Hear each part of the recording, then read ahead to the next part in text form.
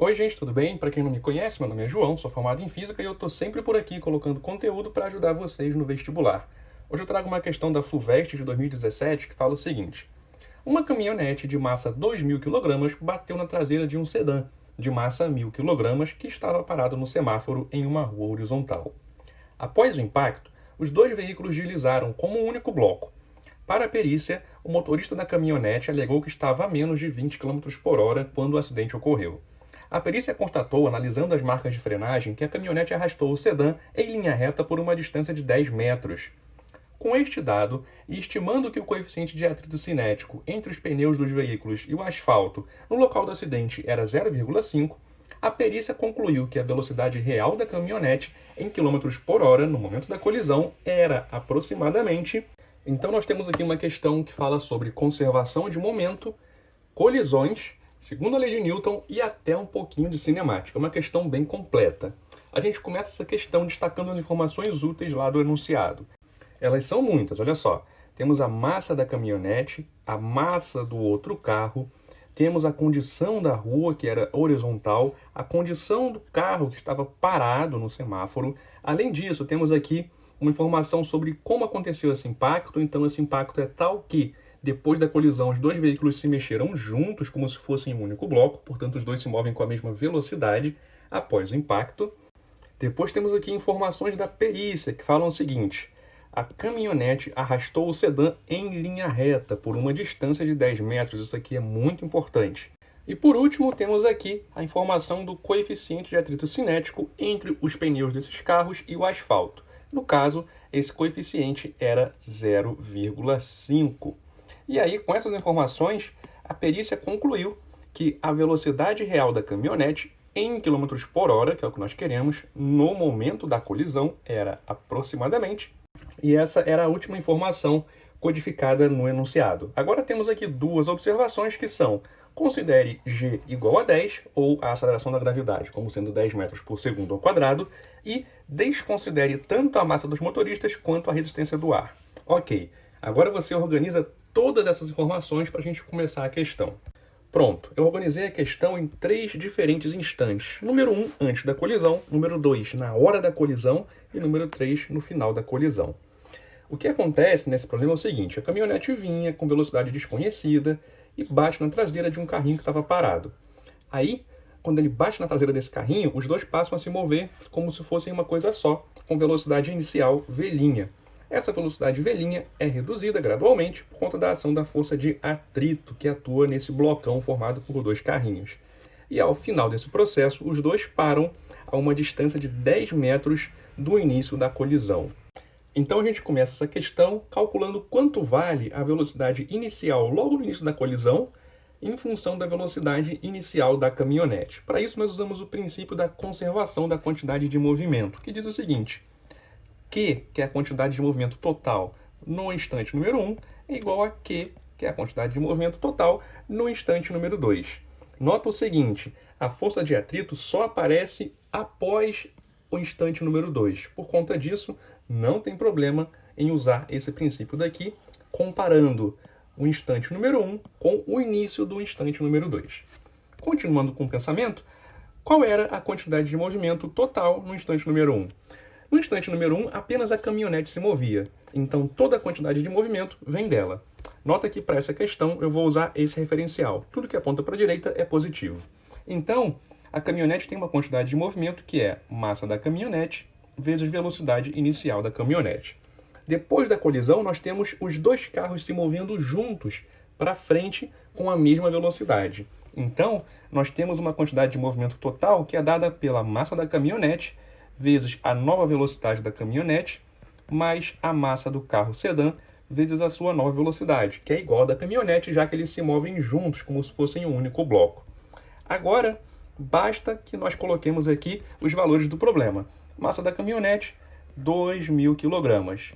E aí fica assim: 2.000 vezes v' mais massa do sedã, 1.000 kg vezes v'.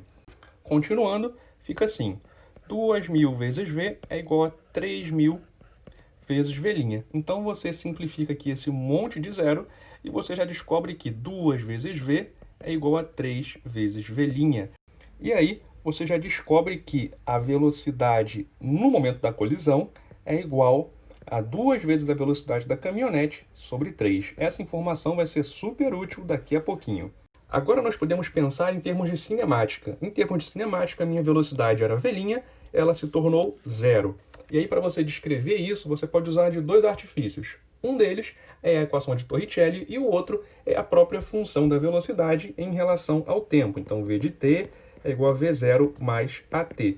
Por que você não vai usar essa? Porque você não conhece o tempo que leva para os 2 carros pararem completamente. Você sabe apenas qual é o deslocamento. Isso nos indica que a equação de Torricelli é a mais indicada para essa situação.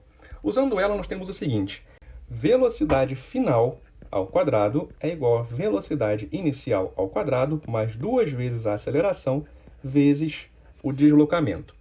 Velocidade no final da colisão é 0, e 0 ao quadrado vale 0. No começo da colisão, a velocidade vale velhinha, aí fica velhinha ao quadrado.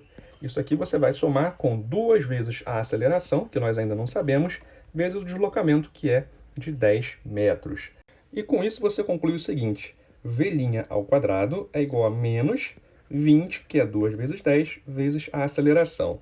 Agora, quanto vale a aceleração? Para isso, você vai usar a segunda lei de Newton aqui, durante essa situação onde os 2 carrinhos estão se arrastando. Durante essa situação, eles se movem como se fossem um único bloco. E a gente vai usar a segunda lei nesse único bloco. Na horizontal, você tem apenas uma força atuando, que é a força de atrito. Portanto, a segunda lei te leva à seguinte conclusão: força resultante na horizontal é a massa do conjunto, ou seja, a massa da caminhonete mais massa do carro sedã, vezes a aceleração do conjunto. A força resultante na horizontal é apenas o atrito, não tem mais nenhuma outra força atuando nessa direção. E isso é igual a 3.000, porque a massa da caminhonete é 2.000 e a massa do sedã é 1.000, juntando tudo dá 3.000, vezes a aceleração do conjunto. A aceleração do conjunto, então, é menos a força de atrito sobre 3.000. Agora, quanto vale a força de atrito? Você sabe que a força de atrito vale μ, que é o coeficiente de atrito, cinético nesse caso daqui, vezes a normal sobre 3.000. Quanto vale a força normal que atua nesse blocão? Nesse caso é muito claro, porque esse blocão é constituído por esses 2 carros juntos. Então, o peso desse blocão é o peso da caminhonete mais o peso do sedã. Por conta disso, a normal do blocão vai ser a normal da caminhonete mais a normal do sedã. Como a normal da caminhonete é igual ao peso da caminhonete e a normal do sedã é igual ao peso do sedã, nós podemos dizer o seguinte: a normal do blocão é nada mais nada menos do que o peso do blocão, que é 3.000, a massa desse blocão, vezes a aceleração da gravidade, g, que vale 10. E aí você divide isso tudo por 3.000. Olha que beleza, simplifica 3.000 com 3.000 e a tua aceleração fica menos μ, que é 0,5, vezes 10. Ou seja, você tem uma aceleração de menos 5 metros por segundo ao quadrado. Leva essa aceleração aqui na equação para a velhinha. Vai ficar o seguinte: velhinha ao quadrado é igual a menos 20 vezes menos 5. Isso daqui resulta em 100. Portanto, velhinha vale raiz de 100, que é igual a 10 metros por segundo. Mas o velhinha é a velocidade do conjunto logo que acontece a colisão. O que você quer saber é a velocidade da caminhonete antes da colisão. Você quer saber o v. Para isso, você usa essa relação aqui que a gente descobriu entre velhinha e v. Usando essa relação, você tem o seguinte: velhinha, que é 10, é igual a 2 vezes v sobre 3. Portanto, 30 é igual a 2 vezes v. Logo, v é igual a 30 sobre 2, e isso vale 15 metros por segundo. Essa é a velocidade da caminhonete em metros por segundo antes de acontecer a colisão. Posso marcar o gabarito aqui, então, b igual a 15? Não, porque você quer a velocidade real da caminhonete em quilômetros por hora. Então, você tem que converter isso daqui de metros por segundo para quilômetros por hora. Mas isso é bem fácil de você fazer. É só multiplicar por 3,6. Para isso, eu vou vir para cá para cima, porque ali embaixo acabou meu espaço. Então, a velocidade de 15 metros por segundo equivale a uma velocidade de 15 vezes 3,6 km por hora. E essa multiplicação resulta em 54 km por hora. Essa sim era a velocidade da caminhonete em quilômetros por hora antes da colisão. E o rapaz que dirigia a caminhonete mentiu para a perícia, porque ele falou que estava apenas a 20. Então foi isso, espero que vocês tenham gostado. Se vocês gostaram, curte, comenta, compartilha e se inscreve aqui no canal. E se você quiser participar de um grupo no WhatsApp com muitos estudantes que, assim como você, também estão estudando física para o vestibular, é só clicar no link que está aqui na descrição. Muito obrigado por assistir esse vídeo e até a próxima!